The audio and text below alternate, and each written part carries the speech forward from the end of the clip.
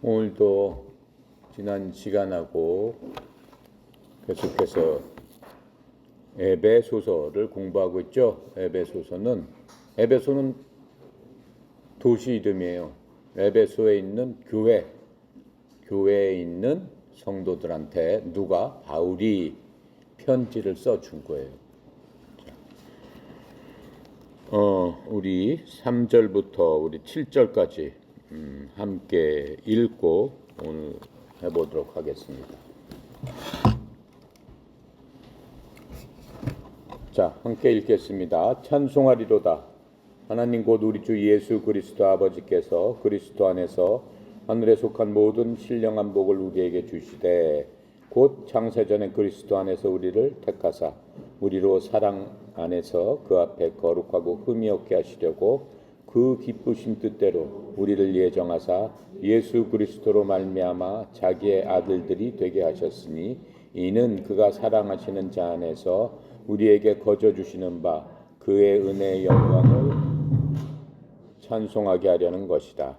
우리는 그리스도 안에서 그의 은혜의 풍성함을 따라 그의 피로 말미암아 속량함 곧 죄사함을 받았느니라. 아멘. 지난 시간에 우리가 4절까지 했습니다. 4절까지 하면서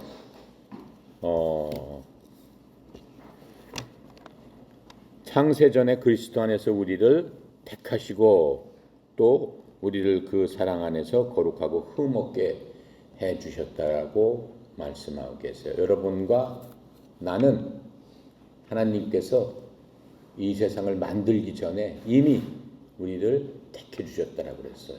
어떻게? 미리 하셨다고 그랬어요.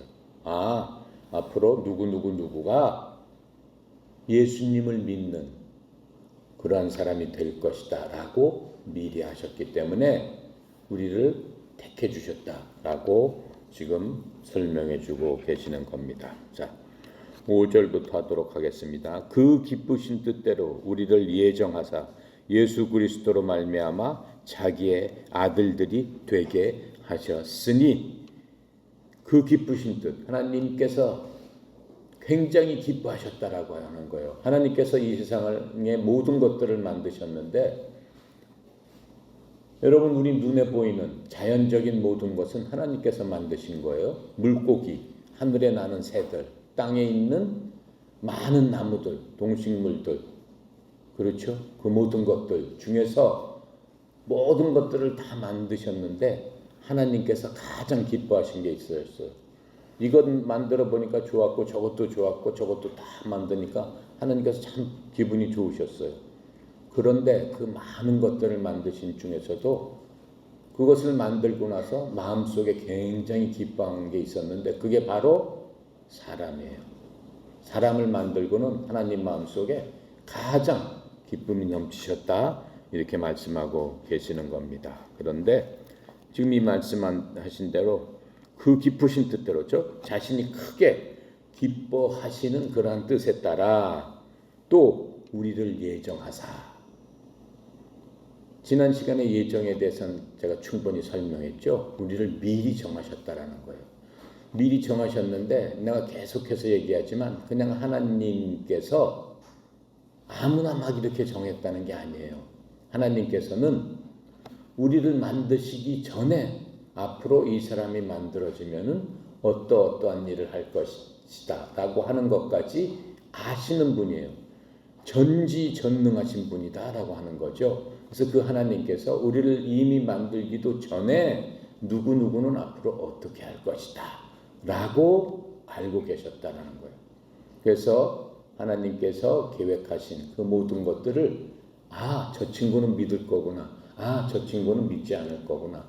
이렇게 미리 아심에 따라서 믿는 사람들, 즉 여러분과 나를 예정해 주셨다라고 하는 거예요. 선택해 주셨다라고 하는 거예요. 그래서 예수 그리스도를 통해 자신의 아이들로 어떻게 입양하셨다. 여러분 입양이 뭔지 알죠? 입양이 뭐예요? 예를 들어서 고아원에 가서 엄마 아버지가 없는 아이들은 고아원으로 보내지잖아요. 고아원으로 보내지면은 엄마 아버지를 대신할 사람이 고아원에 찾아와서 고아 중에서 한 사람을 자기가 낳진 않았지만은 자기 아들 딸로서 집에 데려다가 아들 딸처럼 똑같이 키워주는 거예요. 그걸 입양이다라고 얘기하고 있죠. 그래서 우리를 누구를 통해서? 예수 그리스도를 통해서 하나님의 아이들로서 입양해 주셨다라고 하는 거예요. 그렇게 입양해 놓고 하나님께서 마음이 굉장히 기쁘셨다라고 지금 말씀하고 있어요. 그래서 지금 그 예정하사라는 얘기는 제가 더 이상 이제 하지 않겠습니다. 그래서 그리스도 십자가의 그리스도를 통해 우리를 예정해 주셨다라고 했어요. 예정하시고 또 입양해 주셨다라고 했어요. 그래서 그리스도 십자가에 관련된 여러 가지 사건들도 하나님께서 이미 예정하신 거예요. 예수님이 갑자기 이 땅에 우연히 오셔가지고 우연히 그냥 십자가에서 돌아가시고 그게 아니고 하나님께서는 이미 창세전부터 하나님의 아들인 예수를 이 땅에 보내서 십자가에서 피 흘리고 죽여야 되겠다라고 하는 것들을 이미 예정해 주셨다라고 하는 겁니다. 사도행전 4장 25절부터 28절에 보면은 거기에 대해서 설명을 해주고 계세요. 진실로 예수님께서는 그 헤롯 시대 본디오 빌라도라는 그러한 통치자를 통해서 로마의 그 지배하에 있었기 때문에 그 로마의 통치자를 통해서 판결을 받고 십자가에서 돌아가시는 그러한 일들을 역사적으로 우리가 알고 있습니다. 그래서 거기에 대해서 얘기를 했던 거예요. 뭐라고 써있냐면 진실로 헤롯과 본디오 빌라도가 이방인들과 이스라엘 백성과 더불어 함께 모여 주께서 기름 부으신 주의 거룩한 아이 예수님을 대적하며 이렇게 얘기를 하고 있어요. 그래서 예수님을 죽이려고 이렇게 모의를 이미 하고 있었다라고 하는 거예요. 그거는 이미 하나님께서 예정해 놓으신 대로 그렇게 됐다라고 하는 겁니다. 그래서 하나님께서는 우리를 미리 아시고 하나님의 자녀로서 입양해 주셨습니다. 그리고 예수님에 대한 어떠한 그 순종도 예정하셨습니다. 로마서 8장 29절부터 30절까지 이렇게 말씀하고 계세요. 하나님께서는 자신이 미리 아신 자들을 또한 예정하사 자신의 아들의 형상과 같은 모습이 되게 하셨나니 여러분이나 나는 하나님께서 미리 아시고 예정하신 자들입니다. 근데 여러분이나 나를 어떻게 만들어 주셨다고 그랬어요? 자신의 아들의 형상과 같은 모습이 되게 하셨다라고 했어요. 예수님의 형상과 같은 모습이 되도록 우리를 인도하셨다라고 지금 설명해 주고 계시는 겁니다. 이것은 그분이 하나님께서 많은 형제들 가운데 처음 난 자가 되게 하려 하심이라 뿐만 아니라 하나님께서는 자신이 예정하신 그들을 부르셨다. 하나님께서 이 세상 만들기 전에 우리를 하나님의 자녀로 예정하시고 우리가 이 땅에 태어나니까는 우리를 불러주셨다라고 하는 거예요. 부르시고 자신이 부르신 그들을 또한 의롭다 하셨다. 우리를 부르셔가지고는 뭐라고 말씀하시는 거예요? 의롭다. 의롭다라는 게 무슨 뜻이요? 죄가 없다. 너희들은 이제 더 이상 죄 있는 자가 아니다. 죄인이 아니다. 의로운 자다. 이렇게 말씀해 주시고 자신이 의롭다 하신 것들을 또한 영화롭게 하셨느니라. 영화롭게 된다는 게 뭐예요? 하나님의 아들, 딸로서 삼아 주셨으니까 우리가 영원한 하나님의 아들, 딸의 그런 지위로 승격한 거잖아. 여러분이나 나는 하나님의 아들, 딸들이니까는 얼마나 높은 지위에 있어요. 지금 여러분이 실제로 느끼지 못하죠. 하지만 하나님의 나라 갔을 적에 얼마나 높은 자들이야. 하나님의 아들이니까, 왕의 아들이니까 다 왕자들, 공주들 그렇게 높여주셨다라고 지금 말씀하고 있는 겁니다. 그것뿐만 아닙니다. 미래 우리의 유산까지도 이미 확정해 주셨어요. 우리가 유산이라는 게 뭐예요? 부모님이 돌아가시거나 하면은 부모님이 남겨놓은 재산 있죠. 그 재산까지도 우리에게 하나님께서 주신다라고 하는 거예요.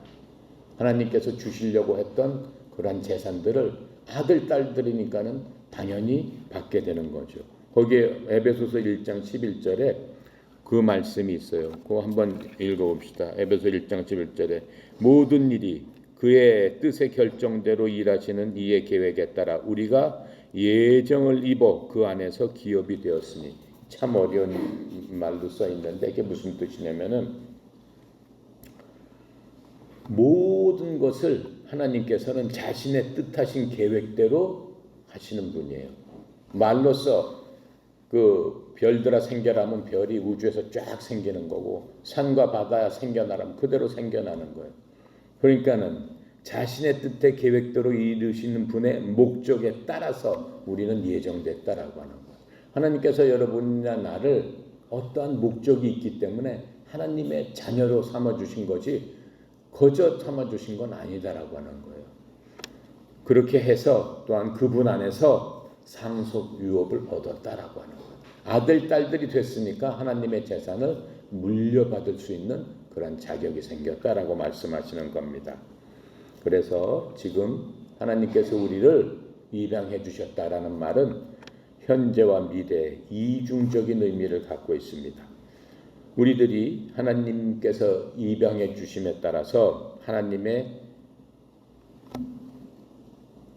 바로 가족이 될 수는 없는 거예요. 물론 입양하니까는 가족이죠. 근데 입양하기 전에 어떻게 돼야 돼요?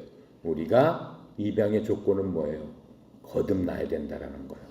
그래야지만 하나님의 가족이 되고 가족이 된다는 뜻은 하나님께서 입양해 주신다.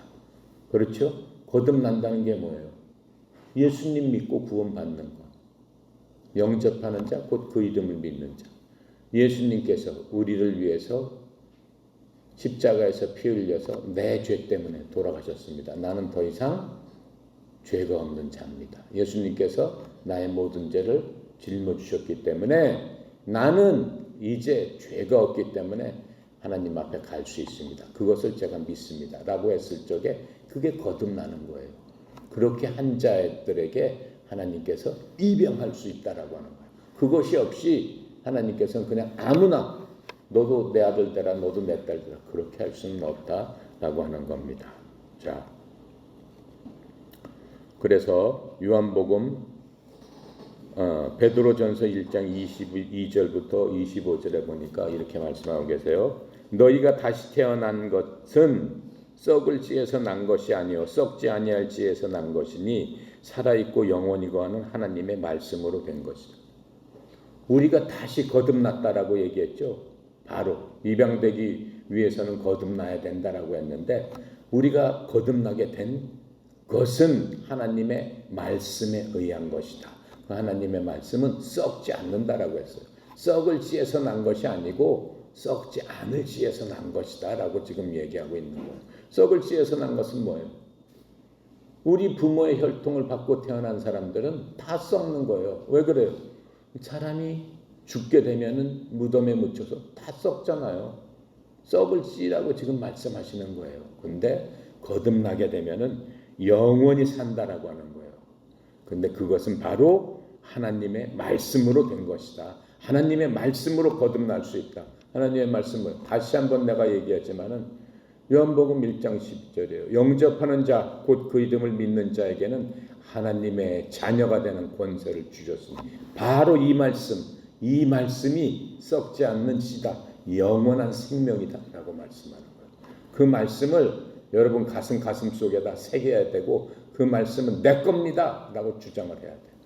뭘 영접한다는 거예요?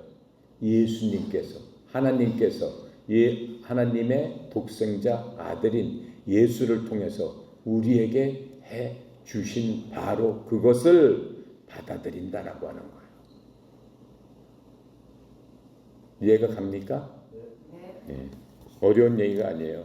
하나님의 성경에 있는 말씀은 초등학생부터 글을 읽을 줄 아는 초등학생부터 노인까지 누구나 다 이해할 수 있도록 하나님께서는 아주 쉽게 해주신 거지 난 어려서 모르고 그런 거 없어요. 왜 그래? 하나님께서는 똑같이 하나님의 형상으로 다 만들었기 때문에 다 이해할 수 있다라고 하는 겁니다. 그럼 하나님께서는 우리를 입양을 하신 목적이 있습니다.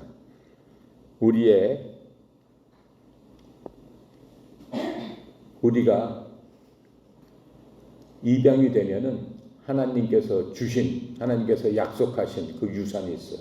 하나님의 재산, 하나님의 부, 또 영적으로 이제 하나님의 자녀가 됐다라고 하는 거예요. 하나님은 영이시기 때문에 하나님은 우리처럼 육체가 없습니다.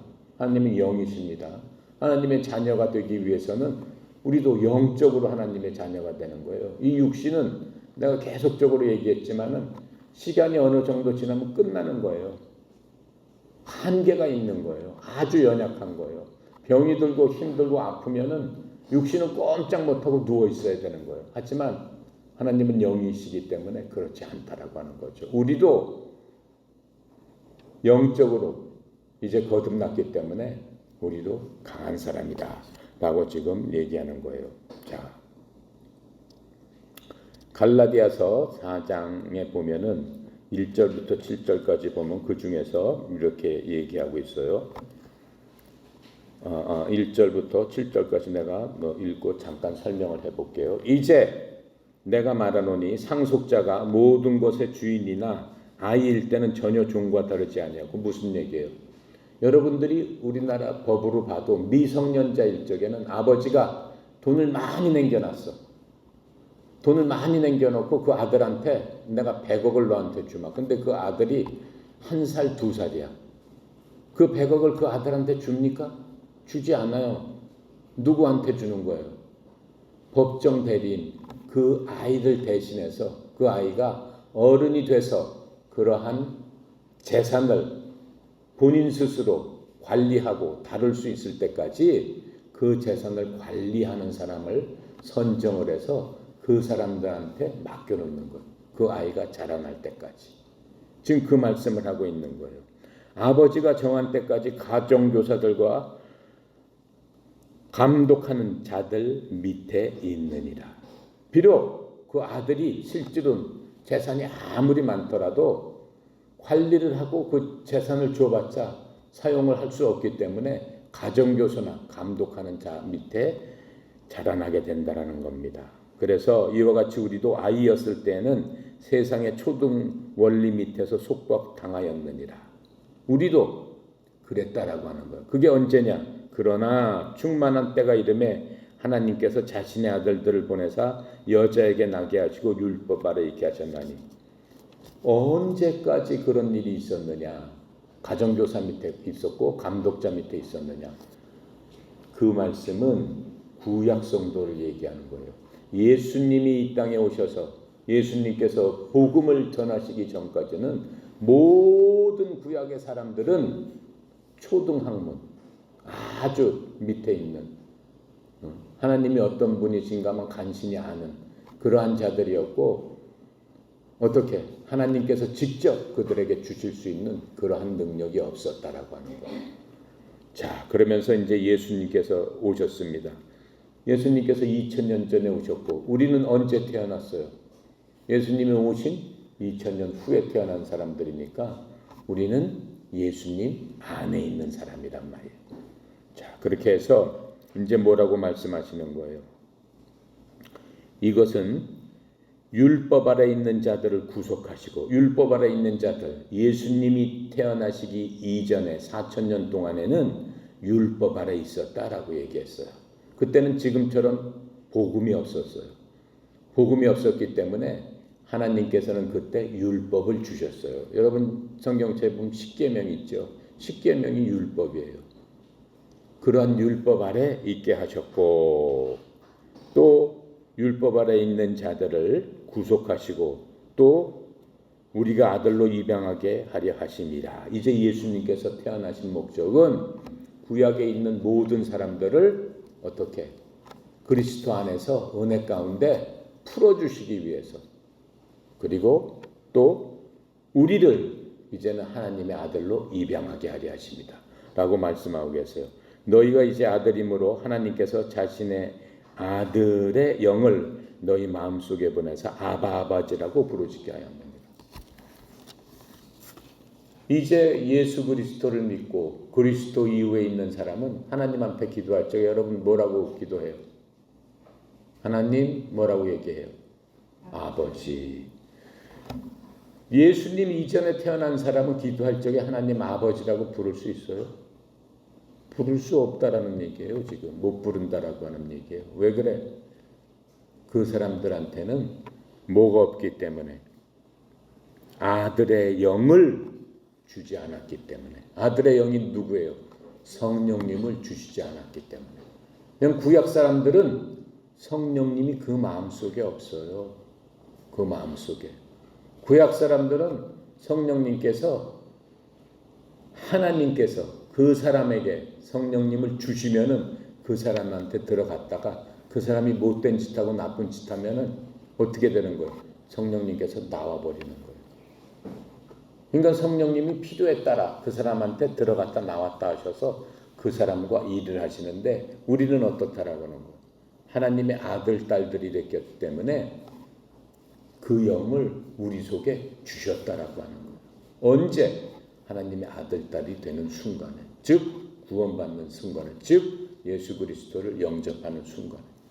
그러니까 여러분과 내 속에는 하나님의 영이 있는 거고, 구약의 모든 사람들은 하나님의 영이 없기 때문에 지금 이 신약 시대에 사는 우리가 얼마나 행복한가 우리는 알 수 있어요.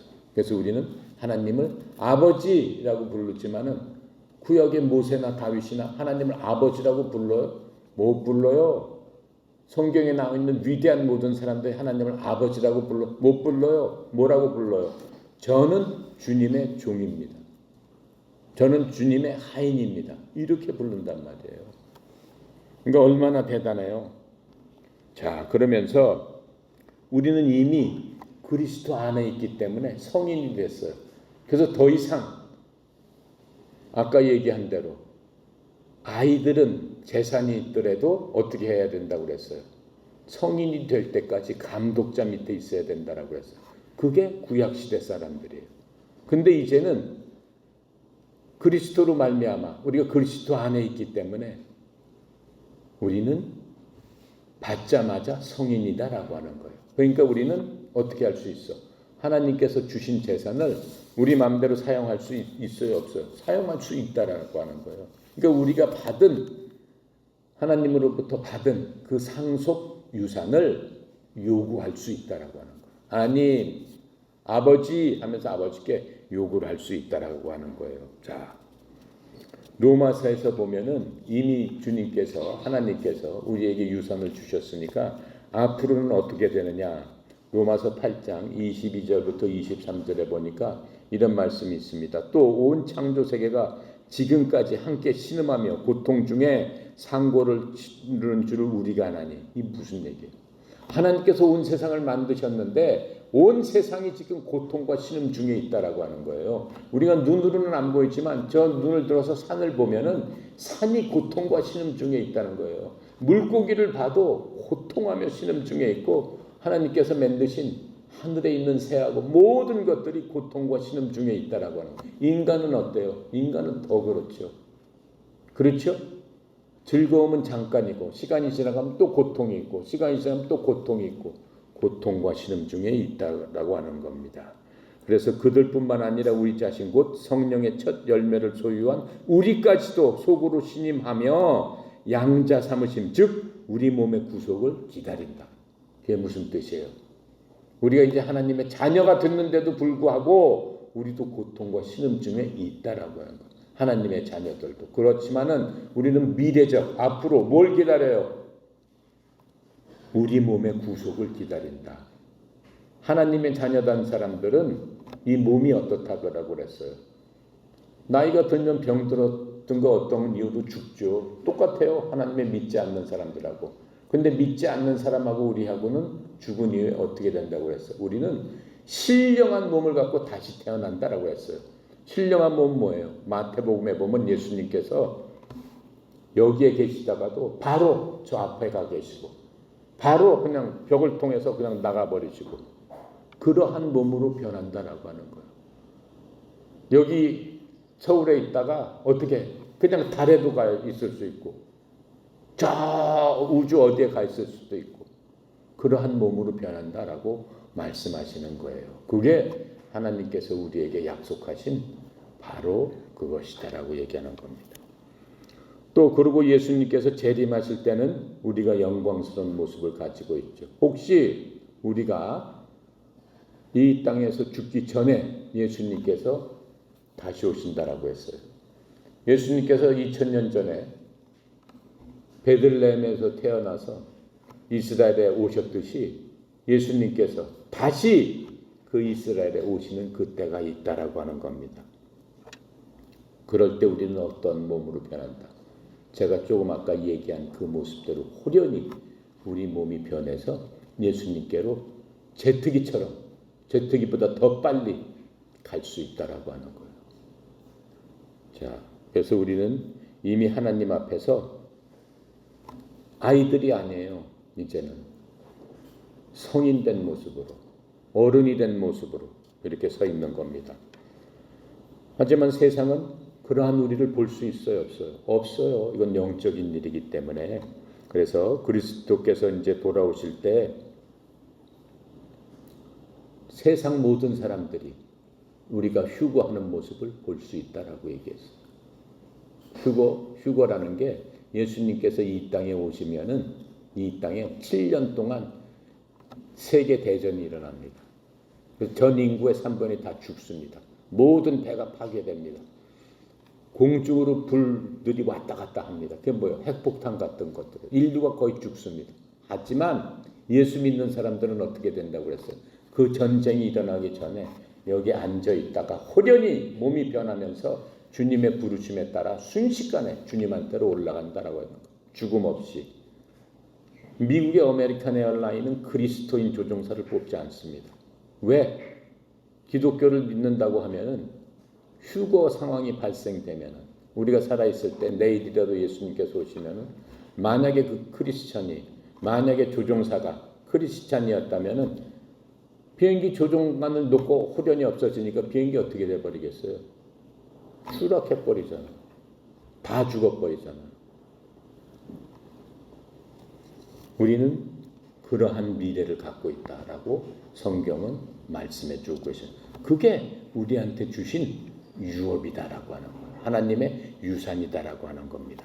자, 그래서 그 6절에 보면은 이런 말씀이 있어요. 6절. 이는 그가 사랑하시는 자 안에서 우리에게 거저 주시는 바 그의 은혜의 영광을 찬송하게 하려 합니다. 이렇게 말씀하고 계세요. 얼마나 우리가 영화롭습니까? 우리는 스스로를 하나님께 합당한 자로서 우리 스스로가 만들 수 없어요. 하지만 우리가 하나님의 은혜로 말미암아 그리스도 안에서 하나님께서 우리를 받아주신 겁니다. 우리는 태어나면서부터 죄인이라고 했죠. 그러니까 아무리 우리가 선한 일을 하고 어떠한 짓을 하더라도 우리 스스로 의롭게 될 수는 없어요. 왜? 우리 속에 죄성이 있기 때문에. 우리 속에 있는 피를 완전히 바꿔야 돼요. 사람의 피가 아닌 하나님의 피로 바꿔야 된단 말이에요. 그래야지만 하나님의 자녀가 될 거 아니에요. 근데 우리 스스로 바꿀 수 있어요? 절대로 바꿀 수 없어요. 피를 다 뽑으면 죽죠. 죽는다고 바꿔줘요? 안 바꿔줘요. 뭘로 수혈을 해? 그런 피가 어디 있어? 이 세상에는 없다라고 하는 거예요. 수혈할 수 있는 오직 유일한 길은 예수님께서 이 땅에서 피 흘리고 돌아가신 바로 그 사건. 나를 위해서 돌아가셨구나 라고 하는 것을 믿는 순간 어떻게 된다라는 거예요. 하나님께서 우리의 피를 완전히 바꿔주신다. 의로운 피로서. 그렇죠? 그건 영적인 일이죠. 육체적으로 뭐 수술대 위해서 뭐 피를 받고 그게 아니잖아요. 영적으로 하나님께서 말씀으로 모든 것을 지으셨기 때문에 충분히 하시고도 남는다라고 하는 거예요. 말씀으로 바꿔주신다라고 하는 거예요. 왜 그래? 이 말씀이 하나님이라고 그랬잖아요. 그 말씀대로 순종하는 사람들에게 말씀으로 바꿔주시겠다라고 하는 겁니다. 그게 하나님의 은혜라고 하는 겁니다. 그럼 영광은 뭡니까? 영광은 일단 한번 바꿔지면은 우리의 위치가 하나님의 자녀가 됐고 여러분이나 나나 하나님의 상속 유업을 받을 권리가 있는 사람이 됐는데 그 위치가 끝까지 변하지 않는다라고 하는 거예요. 그게 큰 영광이죠. 그게 하나님의 은혜의 영광이다라고 지금 여기서 얘기하고 있는 겁니다. 자, 그래서 7절부터 12절까지는 무슨 말씀을 하고 계시냐면은 하나님은 세 분이시라고 그랬죠. 아버지 하나님, 아들 하나님, 성령 하나님. 이 세 분 하나님께서 어떻게 구원받은 우리를 위해서 우리 삶 속에서 아버지 하나님께서는 어떠한 것으로 우리에게 유익을 주시고 아들 하나님께서는 어떠한 것으로 우리에게 유익을 주시고 성령 하나님께서는 어떠한 것으로 우리에게 유익을 주시겠다라고 약속하시는 그런 말씀입니다. 흥미진진하죠? 네, 다음 시간에 하겠습니다.